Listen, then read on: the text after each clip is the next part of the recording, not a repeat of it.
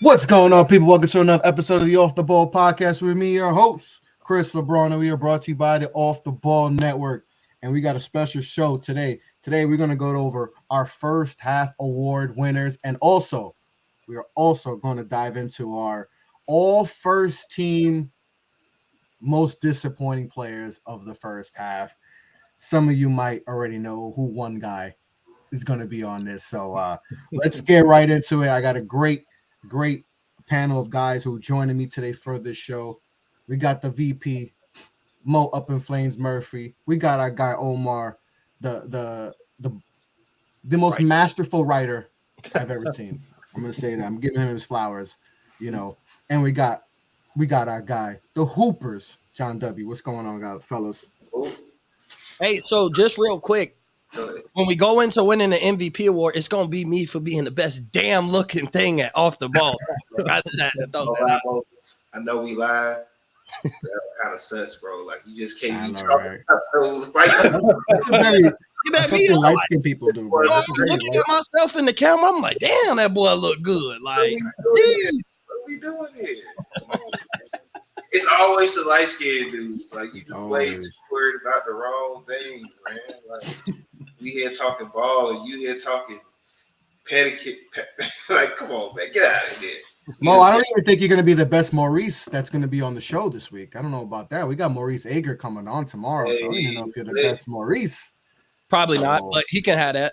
So, you know, I'm just saying, bro. But so, like we said, we're going to dive into our first half award winners. We're going to give our MVP, Defensive Player of the Year, Coach of the Year, all that good stuff, Most Improved, and then obviously go into the one that's people are going to be most interested in is our all disappointing first team. We're just going to do first team, so because it's actually harder than I thought doing the first team and all that. So let's get right into it. Before we start, this show is brought to you by SeatGeek. SeatGeek, your number one place for all your ticket needs. SeatGeek.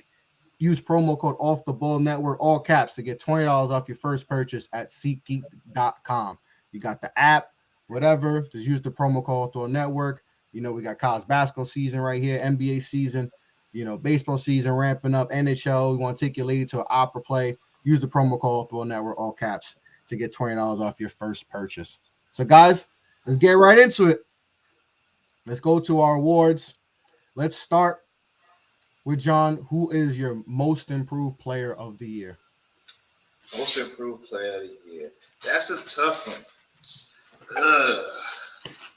Most improved player. I thought about this because every year you can always pick somebody. Mm-hmm.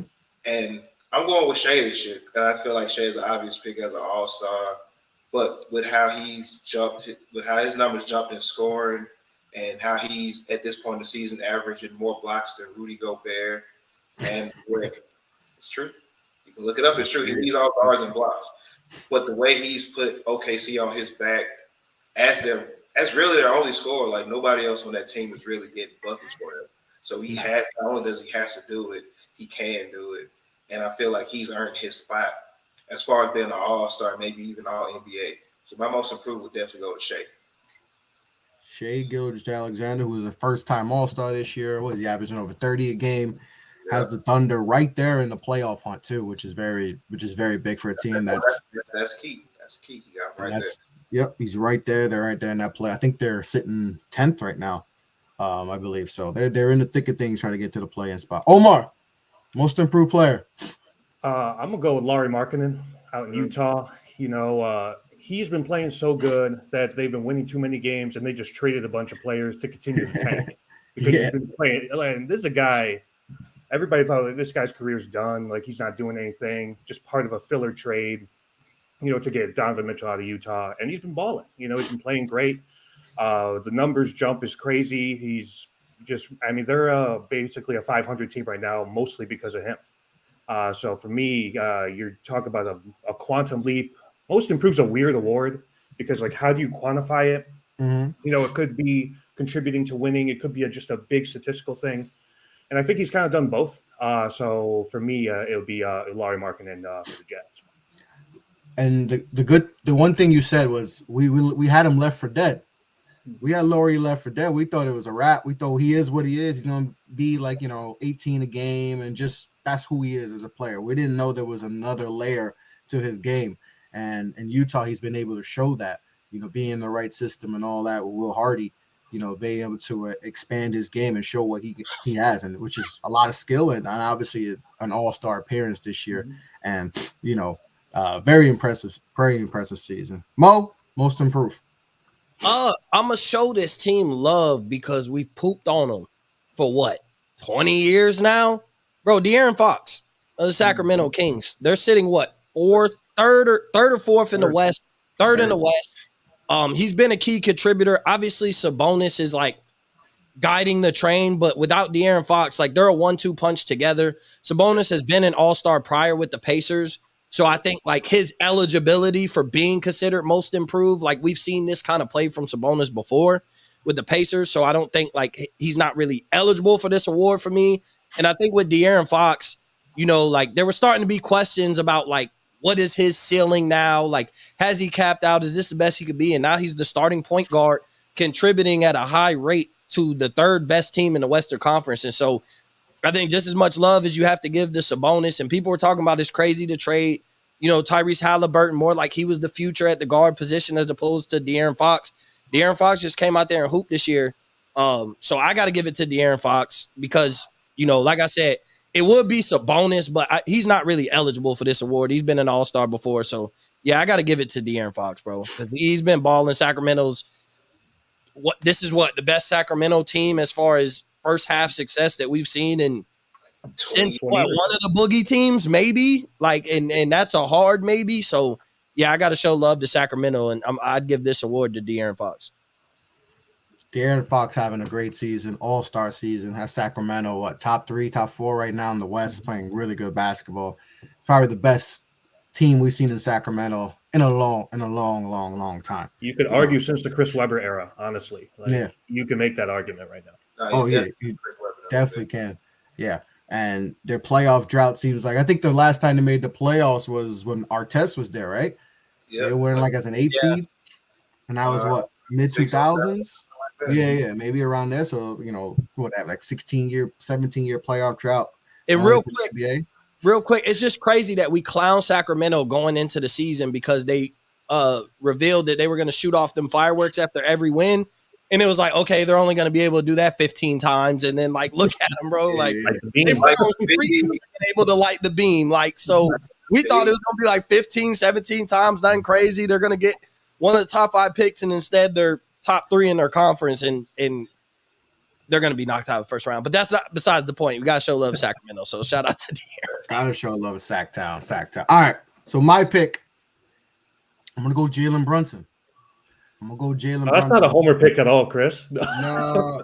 I'm a Knicks fan too, man. But, it's like, come on. Jalen Brunson, averaging 24 a game, 6 assists, shooting over 40% from 3, almost 49% from the field.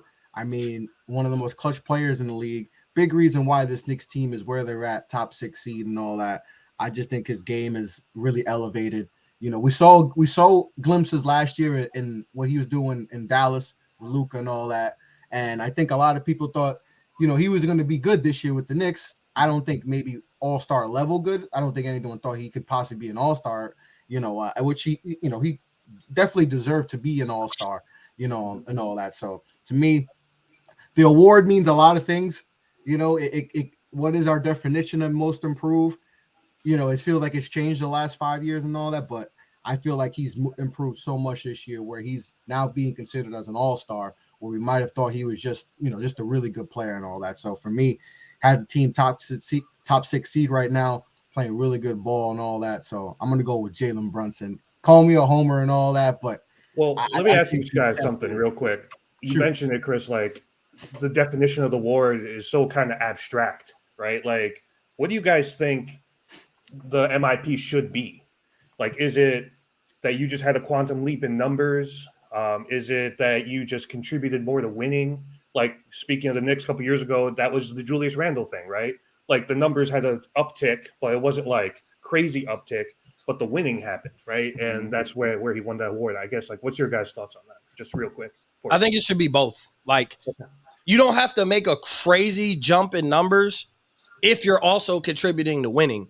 But if you do make a crazy jump in numbers, but your team's bad, but you yourself improved, but it shouldn't necessarily be based on the team. But if both of those are together, then like I think you have an argument, which would be the Brunson, Markkinen, Fox, Dub. Who'd you say again? Shea Gilgis. Yeah, so like all of those guys have essentially done that. Jumping numbers on top of contributing to winning for where you thought their team would be. So, I mean, all four of those would be a correct answer, but I do think it's like a little bit of both. I think it should be a little bit of both. Yeah, for sure. Yeah, that's kind of where I'm at. It's like stats. Like you see some of these players make all-star games when they have that year, winning, of course, because team success has to be there somewhere. So it's a mix of things, but definitely what are you doing individually, like. And I don't put a time frame on it either. Like it could be your third year, it could be your seventh year. Like when did you make that improvement individually and as far as team success? Yeah, for sure. Yeah, no, it's a blend of a little bit of. I just think, but it does feel like it's nowadays. It's like if you're like a first time All-Star and all that, it feels like that's like the criteria for it. It's literally the best first time All-Star. Yeah, and where like some people may think, well, it's if a guy goes from averaging 4 a game to averaging, let's say 14, that's 10-point difference. Like that's maybe what people think is most improved and all that. But it does feel like it's whoever's the first time All-Star. Like Shea, I think is going to win it. Yeah, I think Shea is going to win the award because he's having, first of all, he's averaging 30 a game and all that. He's a first time All-Star and he has made a significant leap in his game. Like he solidified himself as a top 10 player in the league. Yeah, like, or even higher than that. He's a perennial All-Star now. Like he made that leap where you know we were still figuring out, and he's winning. You know, not winning, but he has his team in position. Competitive. Yeah, they're competing. You know, they could beat any team any night. You know, so I think that's but you know, but that's good. That's our guys for most improved. Let's go on over to our 6th man of the year. John, who's your 6th man of the year? 6th man of the year. At first, with how he was playing, even though they were playing terribly, I was thinking Russell Westbrook, but they suck, and he's not longer with them. Came to my mind as well, John. Yeah, I thought for half a second about it, and I was like, maybe not. Like it made sense at one point, but realistically, I've had Malik Monk. I know he's not leading 6 man scoring, but I think what he does for Sacramento as a second, first ball handler off the bench, scorer off the bench, the Lakers should have brought him back. Like me and Fresh say that all the time. Like there's no reason the Lakers shouldn't have brought him back. But Malik Monk is also showing a jump in his game that could lead to team success as well because it's in there. But I definitely got Malik Monk for 6 man of the year. He's probably not going to win it. That's just my personal pick. Nah, Malik Monk's having a good season, very good season. 13 a game and all that, shooting 45% from the field. Big reason why Sacramento is where they're at, especially offensively and all that. So he's out there. He's having a really good season off the bench. Hopefully he stays healthy second half and continues his good play. Omar, 6th man of the year. I'm going to go with a guy who started the year as a starter, but has now accepted a bench role, and that's Tyrese Maxey in Philly. He came back from the injury, and they had kind of figured some things out with their starting lineup, and he accepted the role, and he's been really a star in that role, just coming off the bench, spelling hard in, and, Philly right now, they're winning games. They've been looking great, looking like a top 3-4 seed in the East, and Max is a big part of that. He's a steal in the draft from them from a few years ago to get that kind of a talent that late in the draft. And, he's running this bench unit, still getting buckets, showing himself to be probably the 3rd best player on that team. And to me, I think it might be a little unconventional just because, he started off the year as a starter and had missed some time to injury. But his impact to a team that has championship aspirations, I don't think that could go too unnoticed. But I do like the Monk pick, though. That's I hadn't thought about him, to be honest, even though he's on my fantasy basketball team. But, here we go. But, yeah, I'm going to go with Tyrese. Yeah, Tyrese Maxey is an absolute bucket. 20 a game, splitting some time a little bit off mostly off the bench, especially since of recently. So, but still having a great season. 40% from 3, 20 a game, and all that. He's a big reason why Philly is, back up there and in contention and all that to maybe come out the East. Mo, 6 man. I was gonna go the Russell Westbrook route. I think that's the easiest route, especially the first half of the season. Let's just be honest. Yeah. Essentially, he's probably been the best player coming off the bench. You don't typically get a former MVP to be a guy coming off the bench. But y'all might kill me for this because he's been in and out of the starting lineup due to injury, but he's pretty much their sixth man. Call me crazy. Derek White. I'm going Derek White because, like, what your sixth man is when that starting guard gets hurt, he comes in, he becomes a starter, he produces. When that guy comes back, he goes back to the bench, and he's your primary guy off the bench. He stepped up. Bro, there was a game not too long ago. No Tatum, no Jaylen Brown, no Al Horford, no Robert Williams. The man had 30. Like, obviously, he had to start in that situation, but he's a key piece coming off the bench. He gives them quality minutes, and he scores at times when you need him to in those dead periods. When the starters come out, like, you know you got a guy who essentially could get a bucket, and he almost has a case for one of those most improved type as well. But like I said, based on the four guys that we picked, he's not on that level where we really talk about most improved, and it wouldn't be great to put Derek White, but I think a six man, bro, especially the second half of the season when the Celtics come back healthy, like he's going to make a true run because he's going to be coming off the bench once Marcus Smart come back and all that. So, yeah, I'm going Derek White. Derek White, yeah, definitely. He's been a good pickup for them ever since last year. So that's definitely, especially he'll probably be playing more games off the bat. I don't know if he'll qualify right now because I think he started like over 50 games, but with the second half when Jaylen Brown gets back from, his jaw and all that, and I think he's definitely will be one of those guys that would definitely be in contention for six man. I'm going with Norman Powell. He's a bucket off the bench. He gives him a huge. He's been hooping. He's had some really, really big gains for the Clippers. One reason why, I mean, he was, a lot of people wanted him in these trades, that they made recently. So, and he's, they said, now we need Norman Powell. Averaging 17 a game and all that. Just been a big spark plug off the bench, that, and he's been a good player for a while. He's just one of those guys that you're getting from him. You're going to get 17 to 20 a game from him consistently, and he knows his role and all that, come off the bench and all that, and he's been killing it. So to me, I'm going to go with Norman Powell for my sixth man of the year. So let's come over to our rookie of the year. Mo, who's your rookie of the year? Benedict Mathurin. I'm going Benedict Mathurin, bro. He's been hooping. We all know he should be a starter. First off, like him coming off the bench is insane. At this point, I think it's a disservice. The man been hooping. He gets. I didn't look at what he averages, but it's like when you look, Benedict Mathurin will have 25 points and he'll play like 20 minutes one game, or he'll have 25 points and he don't even play. He don't reach that 30-minute mark. So one, he should be getting more playing time, but the reason why I think Benedict has made the jump, in my opinion, is because people haven't really been paying attention. Paolo's been in a little bit of a slump for like the past month. Like he started off hot. Both of them started off hot. But I think with the expectations of where we expect Benedict Mathurin to be in his role for the Pacers, he's on pace to do exactly what he needs to do. And on nights, he does more than what he's asked to do more often than not. Where Paolo is probably a future all-star easily, future superstar of the league, but he's been in a slump for the past like month. Like he hasn't reached that 20-point mark in like 10 straight games. Then he'll pop up and score like 22. And this was a guy who's getting 20 a night consistently. So I think Mathurin should be the leader. But if I'm being honest, though, who's going to win it is Paolo. And that's because he was projected to win it going into the season.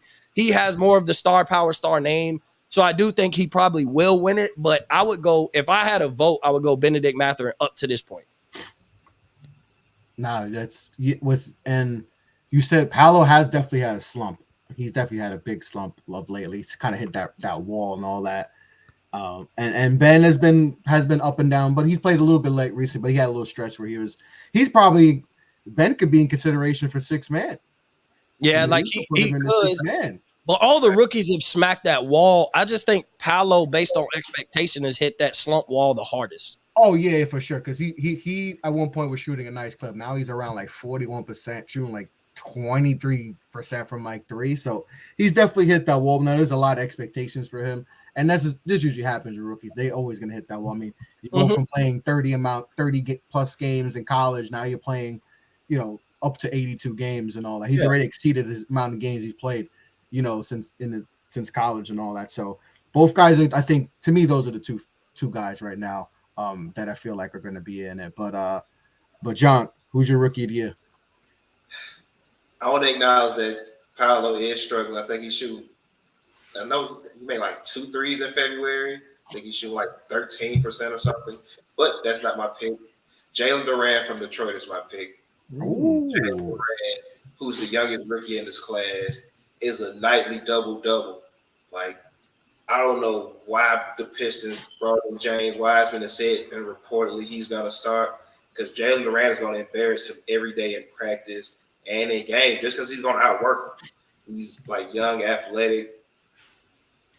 You don't find it's so hard to find players like Jalen Durant that's ready to play that young at that position towards like we can throw him out there and it's whatever. He also doesn't start and could be in consideration for 6 man of the year. But I just think it's refreshing to see just all these rookies, like the ones that are really hooping. It's refreshing to see them do this because I feel like it's been a long time since we had rookies that were like this productive. Like we've had productive rookies, but this productive, like Paolo's the first rookie to average 20 since KD, Blake Griffin, I should say. Realistically, like I got Jalen Durant because I think he's been better than what people thought he would be. I think people thought he was going to be an athletic project.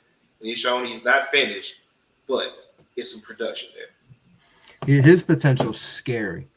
Crazy. It's really scary because he's giving you 9 and 9 right now, and that's essentially like you said, playing 6 man minutes, 24, 40, 25 minutes a game.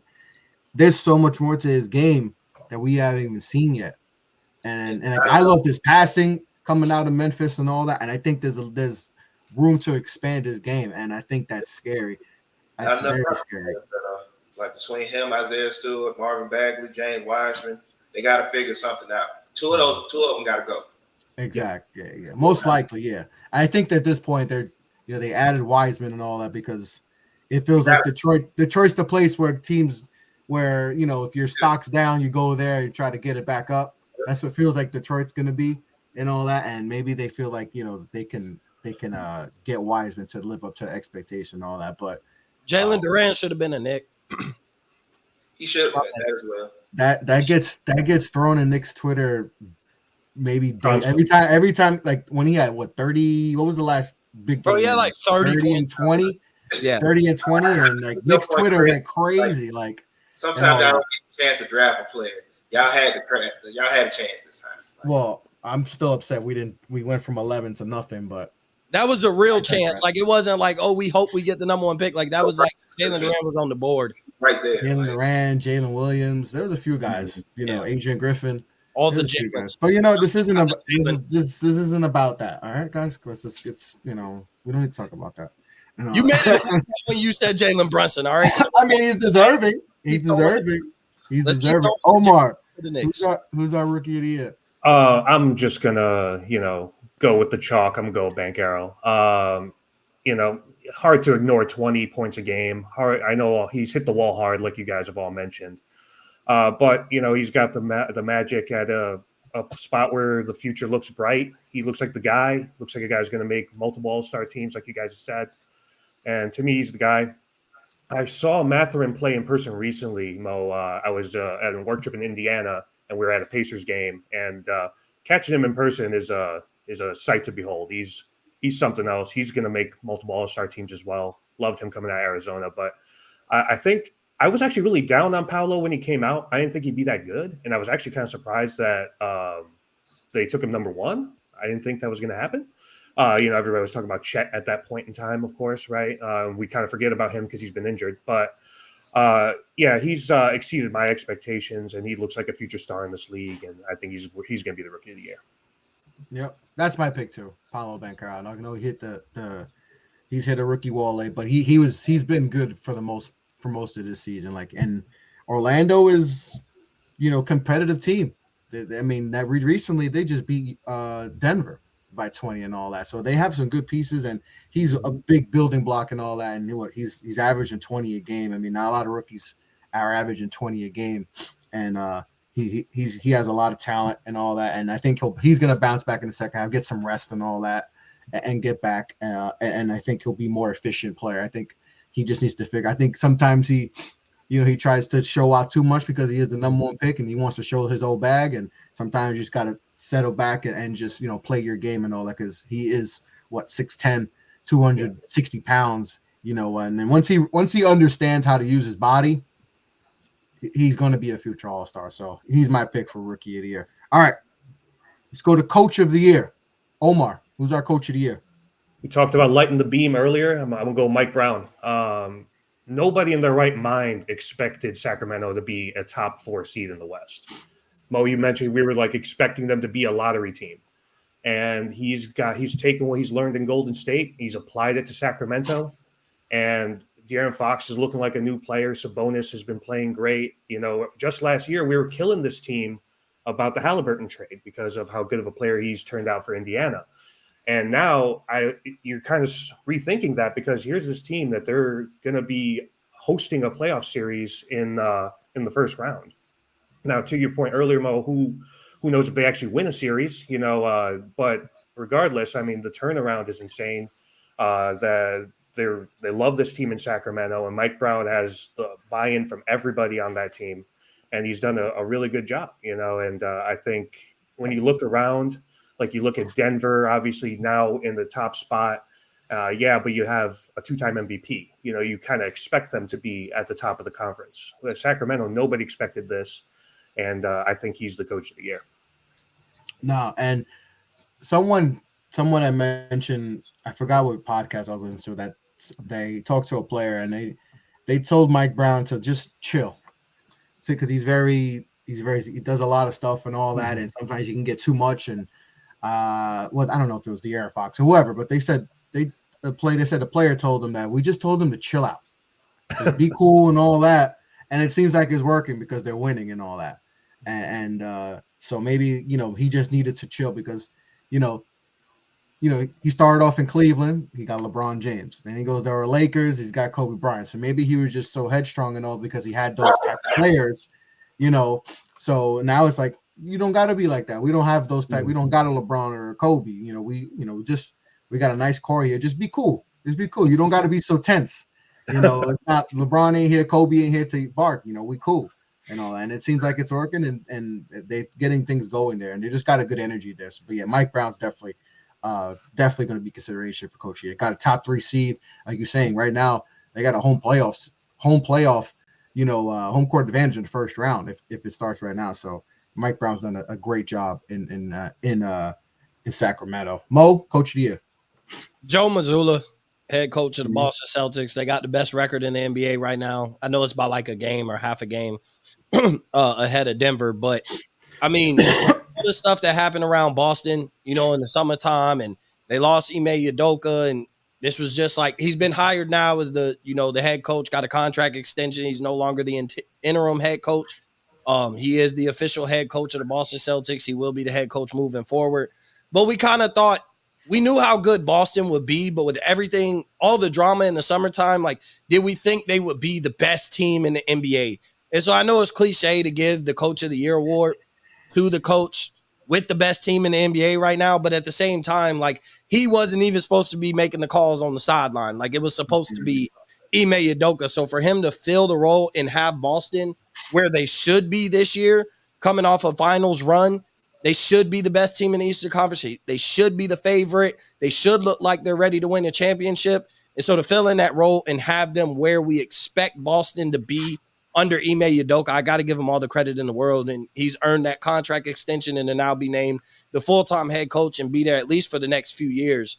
So shout out to him. And I think more than likely it'll be, I think he'll probably win the Coach of the Year award because I don't see Boston slowing down either. With the rate they're playing, I know Jaylen Brown's out, but they're so deep that I just really don't see them slowing down in the second half or second 25% of the season where all basketball matters at this point. I think they're going to stay locked in and hold that number 1 seed. So I think Joe Mazzulla should be the Coach of the Year. Nope, he's having a great season. It's a great season. Taking over for a tough situation that happened off season, and to be able to handle that, it's not easy. I know they made the finals and all that, but that was a tough situation. High expectations to be able to deliver, far is incredible. Exactly. To, put his team position where they are right now, number 1 seed out East, and, deservingly is now the full-time coach. So good job. Great season so far from him. Dub? First, I want to say both y'all made good points, especially Joe Mazzulla. Like, nobody wants to coach in that situation. Coming off of finals, then becoming the interim head coach because of controversy behind the scenes. And it's like, you have to succeed. Like, he had to come out and they had to come out on fire. Like, he could have, because if it's the other way, they're not blaming Ime for, what he did. They're looking at Joe Mazzulla like, you weren't ready for this. Omar Sacramento, that's a good one. Mike Brown, who I always thought was a good coach, but I didn't know if he was that type of coach. He's definitely doing good in Sacramento. To both of y'all point about the playoffs, Sacramento in the playoffs is going to be scary because of that home court advantage. So I think they got a chance depending on the matchup, but they probably don't win the series. I say all that to say this. Joe Mazzulla is my pick. Because, like I said, just coming in on that controversy, I was going to go Mike Malone because I feel like that the writers are going to reward Denver in every which way possible because they got a guilty team this year. Like, they really are. And I was going to pick him. I was going to say Mike Malone just off of that. But Joe Mazzulla, who's gone above and beyond what they could have asked for, they could have just told him, hey, just keep us afloat. We'll figure it out. We'll give you this year. We'll give you this first half of the season. If we're not a top 3 team, we understand. But he came in and he didn't change anything either. Like, we're gonna play the same game plan. We're gonna come out here and do it. And for his voice to matter that much to where it's like they still listen to the message, even though it's not from the original messenger, that says a lot about him as a coach, especially getting the full-time coaching job at this part of the season as well. No, I agree. I agree. He's doing a great job and all that. And he's my pick too. So just to piggyback, Joe Mazzulla. Omar, you ruined a clean sweep. I mean, I'm trying to be different, guys. I can't fault anybody saying Joe Mazzulla. Yeah, I mean, Mazzulla got these, playing just as good basketball they were playing last year. Top 5 defense, top 5 and all. And he got that look, man. He got that serial killer. He looked like he'd be in like one of those movies where like they're like the girl meets some nice guy and he really likes some batshit crazy guy. He got that look because that boy does not smile at all. He's the crazy husband that the wife ran away from and he found her when she was hiding. Yeah, he's that guy. Yeah, like when he did that when they do that little side the tunnel walk now they do at ESPN, he just and when he does smile, it's like, all right, maybe I understand why you don't smile. Don't smile, bro. You're scaring me. Anybody with their arms crossed like this all the time, crazy vibe. It's just like such a Celtics vibe, right? Like they're like, oh, we're tough. Like historically, that they just like that kind of a coach, like rough type, grumpy type looking dude.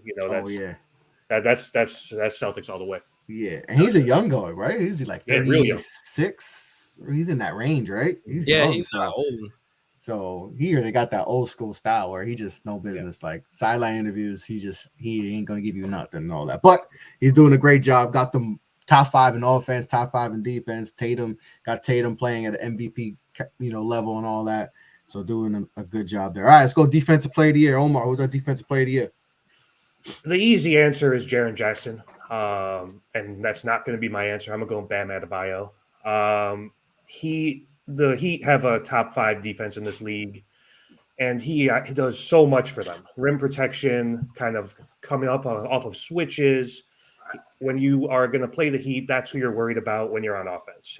Period, point blank. Yes, they still have Jimmy Butler. We know that, but he's getting a little older, and Bam is the center of that defense. And if you want to beat Miami, you're going to have to find a way to kind of get him into bad spots, which is incredibly hard to do. Crazy athletic. Shot blocking is insane, and he could guard multiple positions. So to me, that is what you look for in the defensive player of the year. That versatility in today's NBA. It's not so much, I blocked the most shots or I stole the most balls. It's all about switchability and being able to kind of adapt to the modern game. And Bam is kind of like the picture perfect representation of that. And to me, I think he'll have a late push as they are jockeying for seeding. Later in after the All-Star break, and I think he could take that away from Jaren Jackson. That's a good. Can't go wrong. To me, that's what was my pick. My selection was going to come down to Jaren Jackson and Bam Adebayo. So to me, that's who I would pick too. One of those guys. But Mo, who's the defensive player of the year? The easy answer is not Jaren Jackson Jr. You want me to tell you why? His stats are rigged. We all saw it. I was hoping you bring that up. I'm not letting that go. His stats are rigged. The NBA said it wasn't. His stats are rigged. People on Reddit did a deep dive, and when they go deep diving on Reddit, they find things, and they find out that Jaren Jackson Jr.'s stats are rigged. So I said all that to say it's Brook Lopez. Brook Lopez been leading most of the year anyway, and Jaren Jackson Jr., I guess, made this late leap after the rigification of stats. So it's Brook Lopez. He was the front runner for the first 40 games. Jaren Jackson Jr. has now made the leap. He's a rim protector. He's able to switch. His old butt is still able to switch and not just get dusted on defense, which really is crazy to me because it seemed like Brook Lopez has been in the league forever, and he's still contributing on the defensive side.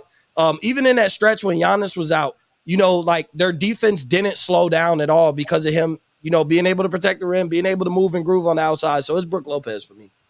What an interesting career, by the way, that he's Very had. much. Like all-time leading scorer in Nets franchise history. It's almost like an underrated career, It's essentially. really fascinating. Like, And he didn't shoot threes. He didn't shoot threes till he got to LA. Because if he didn't start shooting threes, his career he'd be out of the league right now. It's just fascinating weird. career. Yeah, He's like underrated in a sense, which is And weird. he wasn't a good defender in Brooklyn. He was like Eddie No, he Curry wasn't. type. Like he was just all offense and not getting rebounds and all that. And now he's a guy who could shoot the three and block shots and like might win defensive player of the year. Like it's kind of crazy. I don't like Dub's face though. Who's your defensive player of the year? This man just sat here on my computer screen and said Brook Lopez is the defensive player. He was the front runner for the first 40 games. I'm not insane. NBA.com has him number one right now. Every time I see somebody say Brook Lopez is the defensive player of the year, he go through a whole week where he just get cooked 1-on-1. Literally, every time. I saw it in the beginning of the season. It was Anthony Davis in one day. It was Joel. He got cooked for a week straight, which is how Jaren Jackson jumped him in some people's opinion because he was getting cooked. And every time somebody tried to give Brook Lopez some credit, no. He is who he is. Shout out to Brook Lopez because he's always been a great offensive player. Don't say all that and then say shout out Brook Lopez. Bro, don't do that. Like Brook Lopez was a great offensive player in Brooklyn, even though it was just mostly in the low post, and then he did expand behind the 3-point line. Brook Lopez is what I call a great team defender. He's a great team defender. He absolutely is. He ain't defensive player of the year, though. He gonna get cooked coming at the All-Star break just because you said he your defensive player of the year, Mo. He gonna give up 30 in 3 straight games, and he gonna get dunked on 4 times. I already know it. I don't know who they playing, but just look for him to give up 30 in 4 straight games and get dunked on like 6 times. I like the Bam Adebayo pick, and my pick is a little bit similar because I feel like he does the same thing for his team, and that's Nick Claxton, who is able to switch out on guards at the 3-point line, who does take the rim, even with his skinnier frame. Like he's not like you ain't just bullying him around unless you Joel Embiid and he ain't playing Embiid every night. And I feel like he's even before the trade, he was key to what they were doing defensively when the full team was out there because he can switch angle and protect the rim. But get out of here with that Brook Lopez stuff. Hey, real quick, I just looked. Brook Lopez really might get cooked his next 3 games. He goes against Bam Adebayo, DeAndre Ayton, and Nick Claxton. Hey, and Aiton's been on a tear lately too. I'm just playing. I ain't mad at the Brook Lopez pick. I feel you though now. But that's funny though, because he's like he gonna get cooked his next 3 games. I had to go look. He plays against Bam, Ayton, Like and Claxton. So it's very possible. He got dunked twice by Nick Claxton alone. Like he's just it's just rough. Like it's just. It's crazy to think that he could be a defensive player of the year. It's just weird to say that, but he's in the run. He's in the run. I'm gonna go with Jaren Jackson Jr. For defensive player of the year. He's had a couple monster defensive, blocking games. I think he had like 8 one game against the Hawks and all that. I know he fouls a lot. Did he have 8 blocks? We sure? Oh no. Are we sure? Mospiracy. We sure? Mospiracy. That's another show we should do is conspiracies. NBA conspiracies. We could definitely go into that because I got a few. You just start with the frozen envelope in '85 and move from there, Chris. Right? Yep, we start from there. There's a lot of conspiracies that I truly believe, but Yeah, I'm going with Jaren Jackson Jr. You know, he blocks everything. Had a couple big blocking games and all that. Defends the best player and all that. Like I said, I wish he fouled less, but he's a big reason why Memphis is doing their thing. So I'm going Jaren Jackson Jr. despite the conspiracy theories by Mo and all that. All right, our MVP. Who is our MVP? Are we going to give it to a guy for a third straight year? Are we going to give it to a first timer? Are we going to have a guy win it for the third time in 4 years? Our MVP. Let's go with Mospiracy. Who Bro, is our MVP? it's Giannis. It is Giannis Antetokounmpo. We are not. Listen, I said this on Hooper Spaces like a month ago, and I believe I would give it to Giannis. First off, outside of assists, his numbers are better. He averages 7 more points than Nikola Jokic. He averages 3 more rebounds than Nikola Jokic. And okay, I get it. He averages 5 assists, and I understand Giannis is averaging a triple-double. Cool. Russell Westbrook has made the triple-double not so amazing anymore because he did it 4 times. I get it. Jokic does it as a center, but that's because he doesn't even have like a playmaking point guard. The guy could just get a bucket, but he's not a real facilitator at point guard, where Giannis got Drew Holiday as well. You take away Drew Holiday and put a scoring point guard in there, Giannis averages about 7-8 assists, but he has a point guard who can facilitate. I cannot let Jokic be a guy who no championship, no real success, and be a 3-time in a row MVP when there is a guy who's been the guy basically putting up better numbers. You take away the assist factor, more points, more rebounds, and almost, even though when he was injured, his effect on his team is probably the same, but it's Giannis, bro. Like, we're not getting voters fatigue for Jokic, but it seems like everybody's already trying to move on from Giannis to be an MVP candidate with only 2. It's not like the LeBron thing where he had 4, the Jordan thing where Jordan won, 5 or 6? Like, we didn't even give him enough MVPs to get voters fatigue. The man's playing at an elite level. The month of February, he's went crazy. I think he's like 35 or 36 in this month alone. So he's been going crazy, and I expect him to do this and maybe even improve his numbers just a little bit in the second part of the season, where we know every game matters and Giannis can put on a show at any given night. So it's Giannis for me. I can't put Jokic as he wins 3 straight MVPs when he's really possibly set up for getting knocked out in the first round. I'm looking at that as well. I know you ain't supposed to look in the playoffs, but there's a possibility where the number 1 seed, Nikola Jokic, could win his 3 MVPs in a row and get knocked out in the first round. That's not off the table, and I'm looking at that, and I'm projecting that as a possibility where I don't see, no matter where Milwaukee lands, they're going to the second round. I'd almost guarantee that, and probably fairly easily, and I know they could make a run and possibly win a championship. I don't feel that same way with Jokic. I know you ain't supposed to count the playoffs as a regular season award, but legacy does matter, and people do talk about recent success in the playoffs. I'm going Giannis. Giannis for the pick. That's most pick. All right. Omar, who's our MVP? It's also Giannis from me. They're half game behind Boston right now, and Chris Middleton, their second best scorer, has been MIA basically the whole year. The guy is the most dominant player since Shaq. I think that I think there is voter fatigue here a little bit with Jokic too, because are they really going to give it to him 3 times in a row when Giannis has been so good, so dominant, and contributing to winning when a key piece has been out? And, you talked about the numbers of February, just on the whole year, a guy's averaging 32-13, and it's ridiculous. And they kill him for not making threes. And, it's 28%. It's not great, but it's just like he does everything else so well. And he's just so dominant. And, I just feel like we kind of disrespect Giannis for whatever reason. A lot of times, like, we take him for granted, just how good he is, how dominant he is, and the leaps he's made consistently. And, a lot of people look at Jokic, a lot of people look at Embiid as another possibility as well. But Giannis is winning. He's doing it without one of the best players on his team.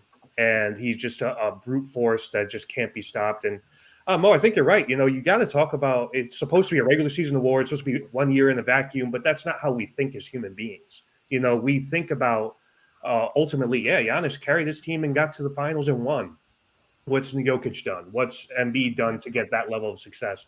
I think that factors in a little bit when you're thinking about MVP. And to me, it's he's the winner. He's just such a dominant player, and he just does everything you want in a superstar. And I think it's his award to lose. And can I just say this real quick? My thing with Jokic, and the problem I have is the center position overall is what? Arguably the weakest position in the NBA as far as depth. There's not 12 elite centers in the NBA. Every time he goes against Bam, Anthony Davis, Joel Embiid, if Giannis plays the center position, cooked. They outperform Jokic every time, mano y mano, whatever. If the team is better and they win, he gets murdered by Joel Embiid, Anthony Davis, Giannis, Bam, the guys that are right behind him or behind him in the center standings. He gets absolutely cooked. And I take into account of that, as great as he is offensively, he's just a standing cone on defense. He plays zero defense. He's not a shot blocker. He's not a rim protector. He's none of that on the defensive side. He can't switch. He's just standing there. So that matters to me, where a lot of these guys at his position aren't bad on the defensive side. And even the guys we talk about MVP, they can play a little bit of defense. Giannis, we talk about his numbers offensively, but look at what he does defensively too. Like he changes games on the defensive side, which Jokic could never dream of. And one more thing, if Giannis shot 38% from three, he'd be the greatest player of all time. Yeah. Call me crazy. 38% from three, he'd be the greatest player of all time. He just might be. He's that kind of literally great at every other thing. That's the only gap is high efficiency 3-point shooting. Yeah, 38%, he'd be the greatest player of all time. Shit, 30%, he might be the greatest of all time, because that's even if he shoots at 30, like you got to respect him right now. I think he's at like 28, so like 2% ain't gonna do the jump, but like 38, close to that 40 range, where you have to respect it, and he could hit it, and if he gets hot, he gets dangerous. Like that'd make him the greatest player. Dub. Oh man, I like the Giannis pick. I think the Giannis pick is a logical pick. I think it's a good pick. I think it's a smart pick. I don't want Jokic to win it because I feel like, to y'all point, it is a regular season award, but at some point it's like, what are we doing? What are we doing here for real? Like, at what point was he so dominant in his MVP run that it's like, we ain't losing the playoffs because of me. Like, we can say that one year to Phoenix, DeAndre Ayton outplayed him in the playoffs. Golden State pick and rolled him out of the playoffs last year. Like, I just feel like we're in a spot where we're so analytical. That's where he's dominating it. It's all analytical numbers. Like, nobody really, like Mo, you talking about his points and his rebounds and stuff. NBA Twitter will be laughing at you right now. They don't care about that stuff. Like, it's all that. It's highlight culture, right, John? Like, you see the passes, or you see him pulling up from a deep three, and we just like, oh man, this guy, he's a big center, he's doing this, unbelievable, or a full court pass, and just that highlight culture, and you're not seeing the big picture. I think that part as well. So it's like, I can't give it to Jokic, but I feel like the media is gonna give Denver every award they can give them. I got Jason Tatum. Like I said, I like the Giannis pick. I feel like Embiid is always right there because no matter what Philly is going through, if they got him, they got home court advantage. That's easy. I feel like Jason Tatum coming off a kind of a subpar finals, but having a good playoff run, and then how he's been playing this year, I feel like it's Steph in 2015 when he won it. No, it's not the over-dominating individual numbers, but it's the good individual numbers inside of a good team, inside of a great team. It's like Jaylen Brown is great. Al Horford is a good contributor. Marcus Smart, defensive player of the year. Robert Williams could be defensive player of the year. Grant Williams, who wants $20 million, is a good role player. I understand why he wants $20 million, but get out of here. Derek White, top 2 in guards and blocks. I think he actually leads for guard and blocks. Like, they have a great team, but without Jason Tatum, Milwaukee probably already be in front of, truth be told.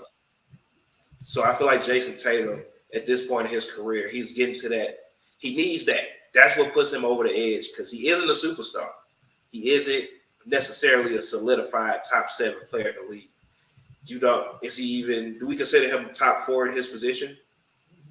Probably so, but is it consistent? Nah. Yeah, maybe. He's easily top 4. Top 4? Yeah. Forwards, right? Small forwards. What do you like, KD, and then what? LeBron? Yeah, he's behind. Yeah, he's behind those two. Yeah.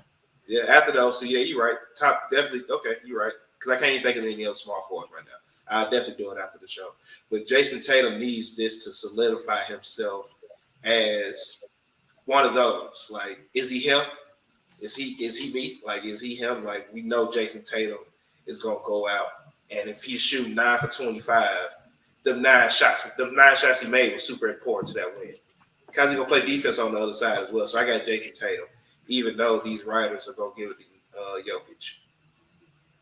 No, Tatum's averaging 30 a game, close to 9 rebounds a game, has his team, playing, great basketball, has the number 1 seed and all that, and has taken a leap too. It's taken that next leap that maybe, we didn't know there was another possible way that he could take another leap, but now he's in that discussion for MVP and all that, and one of the best forwards in the league. So definitely deserving. He's definitely going to be in that top 4 when it's all said and done. For me, I'm going with Giannis. Like, the way he's played the last month and change, especially since he's come back from the injury, his last injury. And I know he hurt his wrist recently, so hopefully he's healthy and all that. But, since he came back from those games, 29, 33, 41, 50, 34, 54, 35, 24, 38, 35, 36 points. And all essentially all double-digit rebound games and a 19 rebound game in that stretch. Like, he's playing dominant and all that. And like we mentioned, there's no Middleton for most of that. Middleton just came back. So he's doing it without his core. I mean, he has, he got Drew Holiday, but that's it. And just a bunch of pieces, and he's doing that, and he's dominating. Like, he's dominating in that stretch. So to me, I think when it's all said and done, I think Jokic is gonna go back in the pack, and I think Giannis is gonna move up and all that, and I think Tatum's gonna move up and all that. But I think Giannis is gonna win his 3rd MVP in 4 seasons. I think that's gonna happen because he's just the stretch he's on when he gets back healthy and all that, which he should be healthy and all that. I know he hurt his wrist. Thank God it wasn't worse, but he's going to continue the dominance and all that. And I think he'll that year not winning the MVP, those years not winning it, because remember, he was the one that people thought were going to have voter fatigue. And I think that's kind of passed now. And people are like, hold up, we can't forget that Giannis is what he's doing right now. He's balling, and he's not a shooter and all that. So I think Giannis is going to win the MVP. So that's going to be our award winners for the first half. Now let's get to the juicy stuff. Let's get to the one that I think we all been waiting for, and that is going to be our all disappointing team. Now we're just going to do all for first team. We're just going to do our all first team most disappointing players for the first half of the NBA season. So Mo, since you real hype, you go first. Who is your all 5 most disappointing players in the NBA this year? Number 1, Benjamin David Simmons. Is that his real government name? His government name. We will not call him Ben. We will not call him Ben 10. Benjamin David Simmons. He's so disappointing that I had to call him out by his government name. He's been literally one of the most disappointing players in years past for what you were supposed to be, and what you currently are. So that's Ben Simmons. Next one is Lonzo Ball. Only reason I'm disappointed is the fact, with his knee injury, how important he was supposed to be for the Chicago team with the possible whatever the max success was, and he's just not able to play, and it seems like he may be shut down for the year. So it's not a personal thing with Lonzo Ball. It's been disappointing for the fact, Chicago he's kind of been the missing piece that we think Chicago needs, and I'm not saying to win a championship, but at least to be a better team than what they are. And so for him to not be out there on the court all year, that it's been disappointing, but it's not a shot. Benjamin David Simmons, 100%. Lonzo is just, he just really hasn't been there. Next, Kyle Lowry. 100%.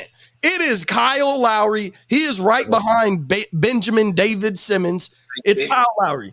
Because for the simple fact, bro, when he got signed, everybody thought, oh, Kyle Lowry, this is what we needed, He's never been healthy. He barely produces when he's there. He's out there for cardio, and he's still not losing weight. So he needs to adjust his regimen there while he's on the court. He was in shape. He got skinny in the offseason, and he went right back to Kyle Fat Butt Lowry. So Kyle Lowry is on my list. Next up, another guy is no shot at him. It's just the fact he's been injured. Zion Williamson. What the New Orleans Pelicans could be with Zion and what we saw that they were with Zion on the court for the few games that he played is disappointing for the fact we thought he was going to come back right after the All-Star game. Reports come out he re-injured his hamstring injury So it's not a personal shot with Zion. It's just the fact that he can't stay healthy really hurts this New Orleans Pelicans team. They were one of the top teams in the West. They went on a free fall, went on like a 10-11 game losing streak. Now they're just trying to stay afloat for when Zion comes back. They're going to have to probably get in through the play-in, obviously, and they're going to be competing with the Blazers, Lakers, teams like that, but they're going to try and get to the playoffs through the play-in, and if they could come in healthy, they'd also be a scary team at that 7-8 seed, that if I'm the 1 or 2 seed, I don't want to have to play. You saw how they scared Phoenix last year with no Zion. You add Zion, that could be a dangerous team. A lot of people thought they could make the Western Conference Finals. So it's Zion. And then number 5 is RJ Barrett. And it's for the simple fact, RJ Barrett has been disappointing for the expectations that people had, but this is fully what I hold RJ Barrett to. He was the guy the New York Knicks did not want to trade for Donovan Mitchell. Period, point, but everybody was trying to cook up trades minus RJ Barrett. They were willing to give up Quentin Grimes, who looks like a better piece than RJ Barrett based on what you asked Quentin Grimes to do as opposed to what you expected RJ Barrett to do. RJ Barrett was supposed to be the 3rd best player consistently alongside Jalen Brunson and Julius Randle. Some people thought he'd be the 2nd best player on that team and Jalen Brunson would be 3 and Randle, or vice versa. It'd be Brunson, Barrett, and Randle. But because he's the guy that is held on to where you don't have a backcourt of Jalen Brunson and Donovan Mitchell because of the unwillingness to give up RJ Barrett is why it's been disappointing. He has not lived up to this point. He's not lived up to the contract he got paid up to this point. I know he just got it, but at the same time, like I hold the fact that you have RJ Barrett on your roster because you believed in him instead of having Donovan Mitchell, which we knew was the sure guy better. We knew Donovan Mitchell was better, and I just hold a grudge because I got killed for saying give up RJ, Obi Toppin, and 2 to 3 first-round picks for Donovan Mitchell. Call it a day, don't think about it. And I'm an idiot. I don't know what I'm talking about because RJ Barrett is the second coming of Jesus. So that's my point. So Mo's 5 is Kyle Lowry, RJ Barrett, Benjamin Simmons. Who was the other 2? Lonzo and Zion. Lonzo and Zion Williamson. But it's not personal with Lonzo and Zion. I just want everybody to know it's not personal with them. It's just the disappointment of not being out there. So I get you. I get you with that. All right, Omar. I want to, as a Knicks fan, talk about the RJ thing real quick. He's been really frustrating to watch as a Knicks fan, right? Like you're seeing strides from Quickly, you're seeing moments and flashes from Grimes, and obviously Julius and Jalen have been playing excellent ball. And I don't know, Chris, I don't know if you feel this way. Like every time you pops up a corner 3, I just assume it's a miss at this point. And it sucks because you want to believe in it. He's the guy you drafted, you know, he's the guy you gave the extension to. You want him to be good. You want him to be great. Mm-hmm. Even taking away the whole Donovan Mitchell aspect of it, which is a really good point. It's just, you know, it's frustrating to watch, you know, because the team is playing good. And, you know, it just seems like sometimes he can't get out of his own way. I don't know if he just really needs this all-star break to kind of recalibrate or whatever. But it has been, you know, frustrating to watch, to be honest with you. But I'll go with mine now. I'm going to start with Ben Simmons as well. I mean, how do you go from being a superstar in this league to being a guy who's unplayable? You know, it's just – I can't remember. Untradeable on top of that. Yeah, I can't remember such a precipitous fall off from a player who was like all-star level player type to just like a couple years later, he's just unplayable. You know, then he's just like regressed completely, doesn't even want to shoot the ball. And it's just like Jacque Vaughn isn't even playing him really all that much, you know, and it's not like, you know, Brooklyn is filled with talent now. They just got a bunch of guys from these trades. So that's been incredibly disappointing. It's kind of sad, to be honest with you. You know, it's just like a guy who's used so clearly in his head now, you know, it's just just negatively impacted him on the court. Next one might be a little Knicks hatred here. I'm going to go Trae Young. And it's hard to say a guy who's averaging 26 points is disappointing, but you know, the three-point shots not there right now. It's like 31% on the season. The Hawks with Murray and Young just haven't really worked.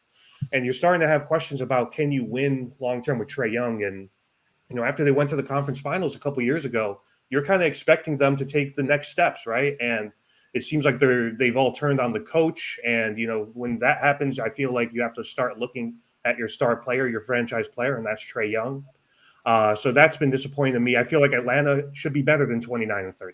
You know, they have enough talent to be better than that with DeJounte Murray, Capella, Young, John Collins. You know, I like AJ Griffin a lot, the rookie that they got as well. So I feel like they should be better, and it all starts with him. And Mo, you mentioned RJ as part of the trade thing with Donovan. I'm gonna go with another guy who was mentioned in trade rumors and was kind of untouchable, and that's Scotty Barnes. Scotty Barnes was a player that everyone's like, we're not trading Kevin Durant or trading Scotty Barnes to get Kevin Durant. And it's like that's pretty big, you know, a guy who's just coming off his rookie year.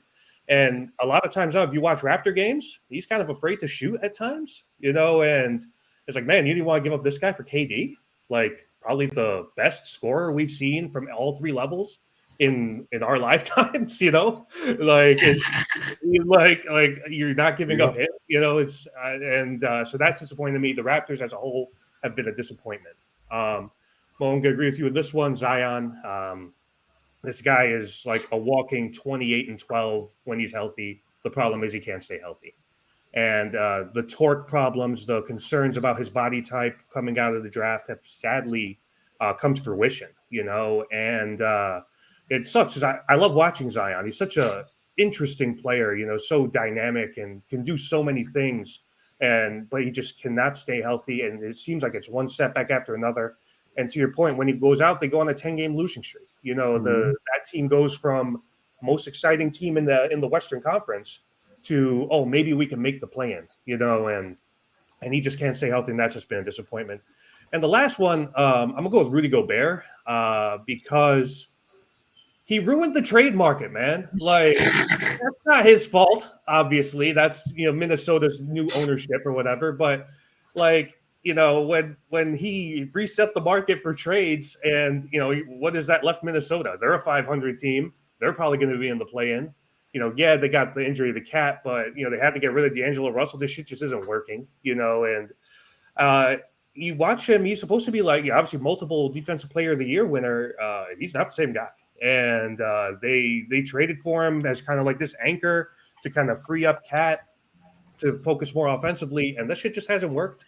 You know, he's not himself. He's not the same Rudy in Utah. And so that to me, he's been a massive disappointment, mostly because I'm mad at how he fucked up the trade market. That's my main. He really did. Like now everybody wants 4 or 5 picks for like now you got like no disrespect to OG Anunoby, but he shouldn't be getting 3 first-round picks. Like if that Rudy Gobert trade doesn't happen, you know, and it makes you wonder like, all right, what are these other players going to get? And I think it's corrected itself with like the Kyrie Irving trade, to some extent the KD trade. But yeah, I'll never forgive Rudy Gobert for that. Nah, yeah, Rudy done messed up everything. You know, he ruined the league. The league He's died. made himself unlikable, bro. Like he's really, and he's just brought it all on himself. I understand the trade thing is not his fault, but like you could have played better and like justified the fact that you ruined it, and like you just stink now. That's just a very unlikable team too. Like nobody likes a lot other than Anthony Edwards. No, there's not the only redeeming factor. D'Angelo Russell wasn't likable. Cat's not likable at times. Oh, no, so like, Cat's the Russell Wilson of the NBA. So yeah, so it's like, all right, Dub. Oh, 5. First team all disappointment. There's a few of these because I thought I had more expectations for a lot of players that really have disappointed me this year. But I'm gonna start with Ben Simmons as well because just even from not even because my whole thing with Ben Simmons has never just been his numbers. It's how's he actually playing? Is he aggressive? Is he going to get rebounds? Is he pushing the ball? Is he playing defense? Hell, is he even just attacking the rim to get assists or just to keep the ball moving to make the defense shift? And once Kyrie and KD were kind of done with the season for Brooklyn, it definitely took a nosedive there. And then you add that on top of the pedestrian numbers he has as well. And it's like, it's just, I don't even know if it's more disappointing. It's whatever at this point. Like, but definitely Ben Simmons. Kyle Lowry is another one because I figured having a year with Miami, and you come in the offseason, you got 2 offseasons, you can kind of work yourself into what this team is and what this team needs you to be, and you don't do it. It's like Kyle Lowry is at that point in his career. Shout out to Kyle Lowry, who's had a long career, 2nd round pick, tough guy to Villanova out of Philly. But his career has honestly ran its course to where he probably finna retire real soon. Like the fact, like Mo said, he got in shape in the offseason, then came back into the season in a whole different type of shape. That's not a good look for an older player in his career. Like, he came in a 1 and he came in the offseason a 1. Middle of the season, he turned it to a 0. Like, that ain't a good look for him, like, realistically. Lonzo's another one. Not his fault because he hasn't been on the court, but I seen a report earlier saying that his injury is a lot worse. Like, he can't run or cut still at this point, and they're waiting for after All-Star break to say he's done for the season. So it's like, how do we get to this point with Lonzo to where we don't know what's going on with him? Like, I don't think Chicago know what they did the first time when they diagnosed him, and they missed something important because it's something there with Lonzo that's just not right to where he's not going to play for a full season. Yeah, Karl Towns has been disappointing since he's not playing, but he's been very disappointing this year because you figured if nothing else, you get to show off all this offensive capability you like to brag about. You're the best shooting big man. You can score. You can do this. You can do that. And even before he got hurt, he wasn't doing nothing on the court for real. Like, he was just out there. Mm-hmm. Like, he didn't show the shooting ability. He didn't show the dribbling ability. He didn't show the playmaking ability.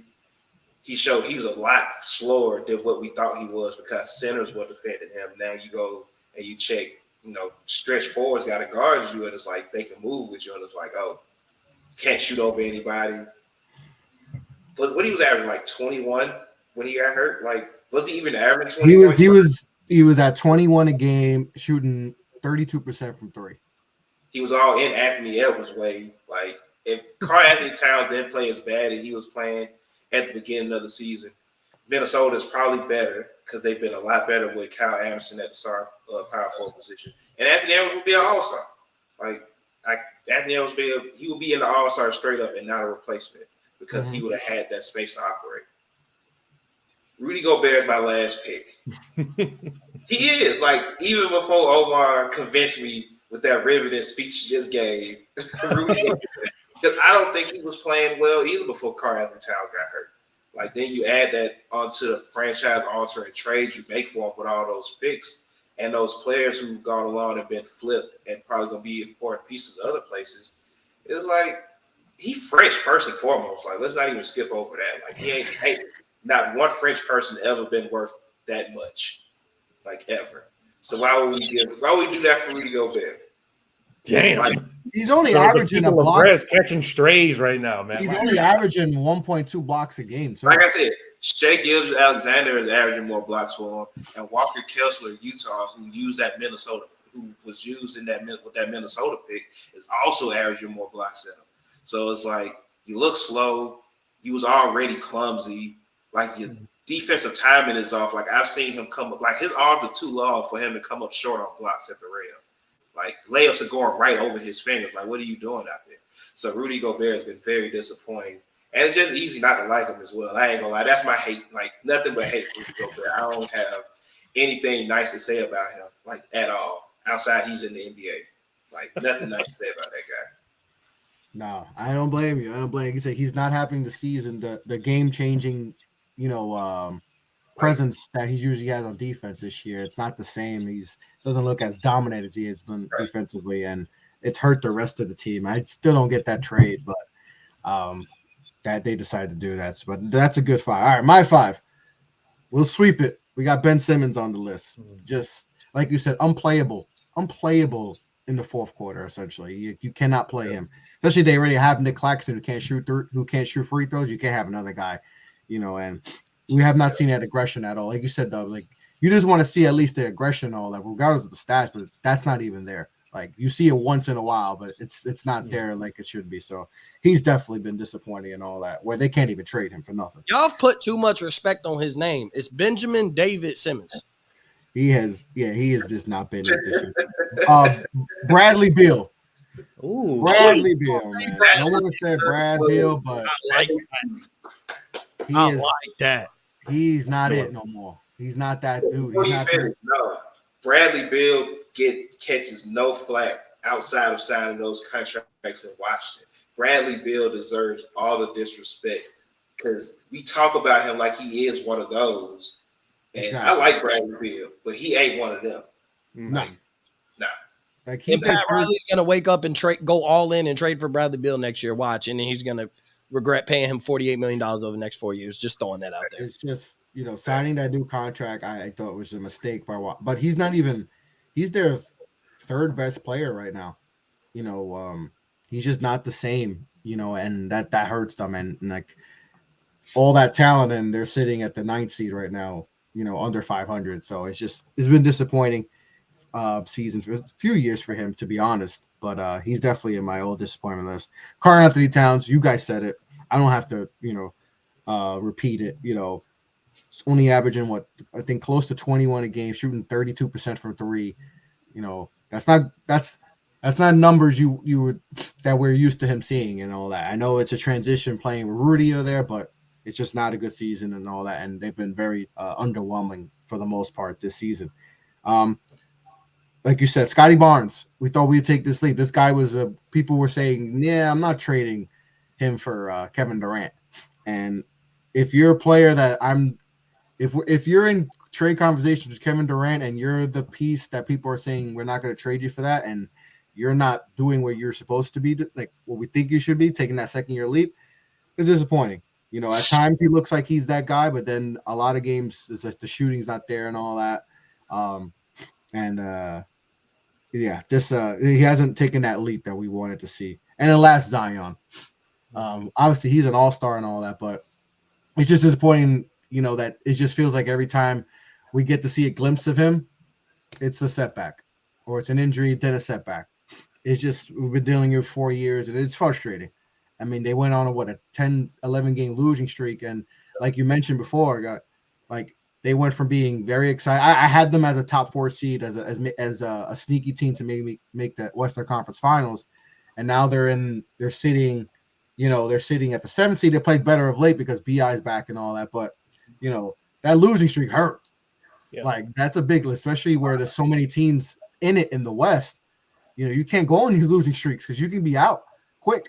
So, and not having Zion you have Zion on the court, you can get out of the West. Like, I wouldn't be shocked if they get out the West, but no Zion, where are they? They probably, maybe win a playoff series because they have enough talent, but without Zion, that's just not going to happen. But yeah, it's disappointing not seeing him on the court. And you guys mentioned some other good names and like Rudy and all that, Lonzo, Lowry too. But Lowry, I was like, whatever. Like, he's old. Like, we knew he was washed and all that. Like, RJ's obviously been disappointing for sure. But I feel like that's because of where we're at. Like, if you just look at his projection, like 4 years, like year 4 averaging 20, that's solid. It's just maybe for the Knicks where we want to be, that's not where we need. It's right the now. other players who were drafted around him, man. And that hurts too. Ja goes ahead of him. Garland, Garland and all that, who guys are all stars, and RJ is still not even close to being there. I can see that as being disappointing, but that's my 5: Ben Simmons, Bradley Beal, Cat, Barnes, and Zion Williamson. But that's going to conclude our all disappointing NBA player first team. We got some good names up on there, but that's going to conclude the show. We got to talk about our MVPs, Defensive Player of the Year, rookies, 6-man, Most Improved Coach of the Year, then capped it off with our most disappointing players this season so far. All-Star Weekend is here. We got the dunk contest, 3-point contest tonight, and all that. But fellas, I appreciate you guys joining me for this show. It was a lot of fun. Before we sign off, tell the people where they can find you. Omar, you go first. Yeah, you catch me on Twitter at OmarZHRN. You catch all my written pieces on offtheballnetwork.com. Got a new one coming out this weekend, hopefully. So follow all my stuff there. All right. Dub? Oh, man, I'm a part of the fantastical duo that is known as the Hoopers, and you can find us on Twitter at the Hoopers Pod. Just search the Hoopers Pod, YouTube, Apple Podcasts, Spotify. Anywhere you can find podcasts, you can find the Hoopers. Anywhere your park set, that's where you can find the Hoopers because we be everywhere.